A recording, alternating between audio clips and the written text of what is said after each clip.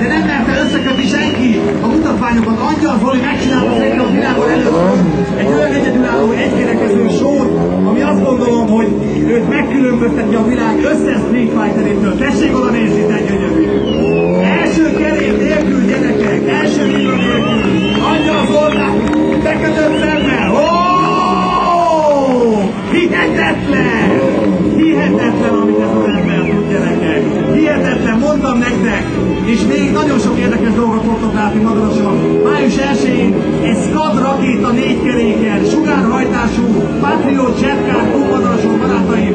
Egy hölgy vezeti világszenzáció, az összes televízió ki lesz, és remélhetőleg egy olyan pár százal leszünk majd ott. Street Fighterek lesznek, és minden, amit létezik, Páci gumi, Ajjajjajjajjaj! Hihetetlen, gyerekek! 3 percre nem ér a motornak az eleje! 3 percre, barátaim! És nem csak úgy, hogy megjelen egy kerék, hanem egy kerék nélkül! Angyal Zoltánt láthatjuk, és figyelj csak, figyelj! Visszateszi Holportra, figyelj, mert ez is egy egyszerű, vagy nem egyszerű mutatvány, figyelj csak! Holporton ott van a motor, ott van a motor, visz rá fog ugrani, néznek, figyelj! Figyelj, figyelj, figyelj, figyelj! Toppergés és megvan Angyal Zoli!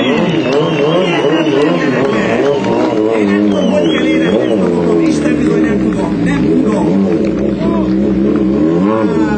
És azt is hozzáveszik, hogy igazából ő nem az a klasszikus biker, aki mondjuk a gyerekkora óta önmagába szívta volna itt a benzin szagot, illetve a benzin füstöt, hanem bizony egy olyan 5-6 éve kezdi el Angyal Zoltán szemöldő! Ő az